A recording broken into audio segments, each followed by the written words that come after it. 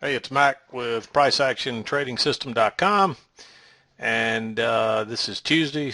It's October the 29th. This is my second time to do the chart lesson today. Must be losing my mind or something lately, but I got the lesson all done and uploaded today, and it doesn't have any volume. So if you've already watched it once and you wonder why there was no volume, or if you're watching it a second time and wondering why I put it up twice, it's because the first time there's no volume at all. So just a video of watching me move my mouse around and you couldn't hear anything. So um, going to do this again real quick. It's probably going to be much quicker this time, not as much details. I apologize, but sometimes that's how it goes.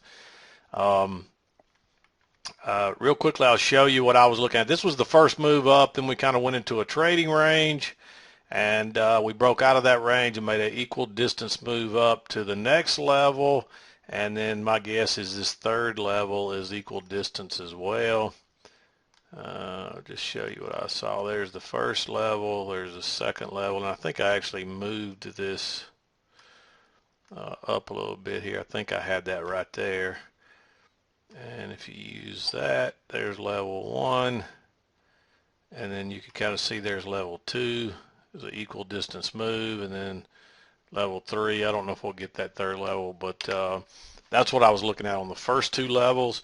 But really my main point that I was really going to make is I saw this as your first leg up and then your correction, and so we were looking for a measured move, which was this line right here, and you can see that's pretty much what we've gotten today.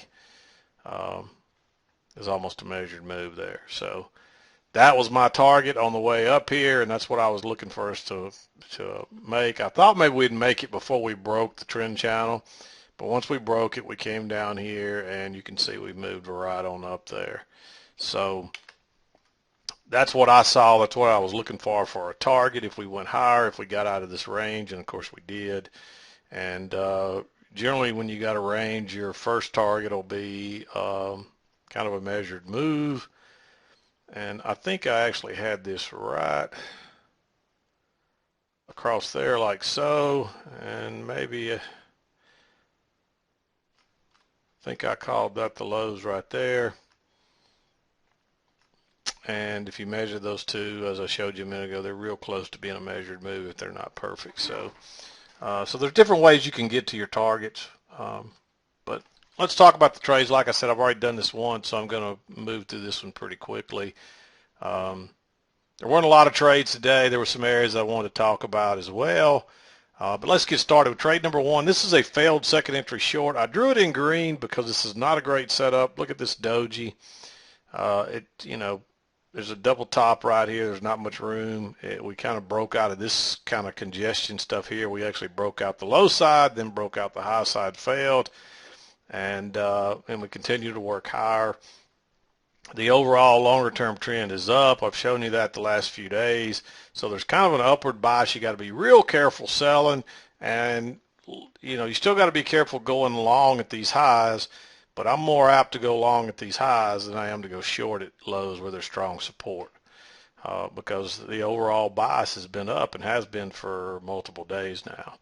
But anyway, this was kind of a little bit aggressive because if I really thought the channel was going to be up here, and it may be up there, and maybe there's a median line. So I was looking at that at the time that I took this trade, and there's still plenty of room, but that's not a great setup. But it is a trap, so you could have gone long with the stop. You might have tried to use a limit order. You might have even waited on this breakout pullback. But your trap really occurred right here when prices turned up and went higher here. And I get that question all the time. When is a trap a trap? When does a failed second entry become a failed second entry? So notice your new low. You're going higher. First entry short, pullback. Second entry short. So if prices, once that second entry short triggers, which is as soon as prices broke below that bar right there, that's when the second entry short triggered.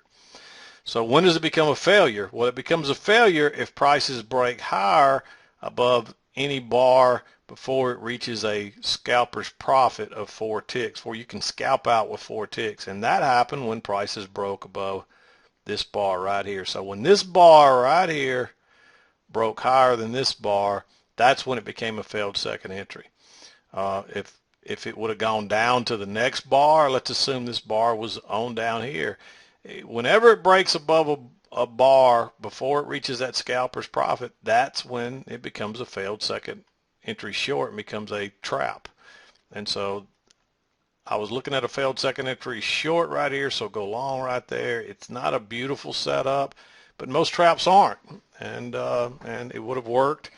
I like this long because it was a bounce off. It's a breakout. It's really a better breakout pullback long retest of this area right here when we broke higher, and it bounces right off the suspected trend line. It almost closes on its high. You might have thought about using a limit order since it didn't quite close on its high, dropping it right there. But even if you use a stop, that worked. Then we break. Then guess what? We turn down and we break the trend line. We kind of get in this congestion right here, and I circled this in purple because I got a few questions about it. You don't want to go long on a first entry right there with those ugly bars, 3 overlapping bars, and notice by the time you got a second entry, then you got 1, 2, 3, 4 overlapping bars, all of them stacked side by side. So that's a second entry long, but it's just too risky unless you can get in way down here with a limit order, basically at the lows. And even then, I don't know if you'd have had enough to get out. It's just not a good setup. You're better off to wait and see if you don't get a trap and just skip that trade, because you do have a break of the trend line. And by the time you got a decent bar, you're here, and then you're almost back to the high, so you don't want to go long there. But that's what some people did, and they got trapped. And that's a perfect trap right there, failed second entry long. When you're looking for a possible another leg down, and boy, look at it go. And that was an easy trade. You couldn't get a runner unless you just moved it to break even, or you got a better entry or something, which is doubtful. And you didn't have a whole lot of time to think on this one either. You had to have your stop in there. If you tried to use anything else, you probably didn't get filled. And then guess what? We went right back into more congestion right there, and it's so close to these lows. The bias is still up. There's just no entry in there at all. I don't see anything at all that I would like in either direction. You definitely don't want to go long above that. You don't want to go short there. And really what that is congestion. It broke out the bottom, failed, broke out the top, failed, and then went lower. There's no short, because by the time you get a chance for a setup, you're way down here, right where the previous lows are, where that double bottom is. You might have thought about going long here. I know at least one person did. They sent me an email asking me about it. I don't like it, because you've got this channel, there's no break. You don't know that you're going to get a break here, and you could have turned up here and came right back down again. It's real aggressive, but if you saw that, you could use a very tight stop, so it might have been worth thinking about looking back at it, but I don't like it. I wouldn't have taken it, and I wouldn't recommend anybody else take it. You're better off to wait till right here when you get this failed second entry short. And again, I don't know about taking a short here, even though, let me get that out of the way, even though that's a very nice bar.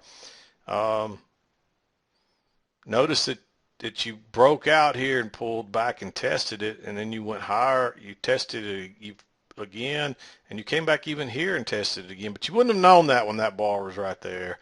And, you could have gotten trapped there. If you did, when it turned back up and was a failure, you had to reverse right there, or at least to exit right there. And this is starting to look like a trading range, but it doesn't look exactly like one yet until we got right here and made that turn down. And then when it bounced here again, there was no doubt then we were kind of in a trading range. So I like that for a long right there. Okay, I'm sorry. I had an interruption there, but I think we were talking about that trade still. And then we made the high here. It's always better to wait on a second entry. Usually when you're coming off that high, there really wasn't a break of this little trend, but notice we broke it here and pulled back and tested and then turned out and look how bearish that bar. So I like that. You could have used a limit order or a stop right there. Let me just kind of move that out of the way so you can see. You can see that line. It pulled back, it tested, turned down. So I like going short. Just use a stop or drop a limit order with tick or two back there. You can't be too aggressive with those limit orders, or you'll get left behind. And then then I was just kind of looking for a measured move down or a move back down to these lows here. So I liked that entry right there because basically you're coming off the highs again, and you kind of did a double test of it and then turned back down.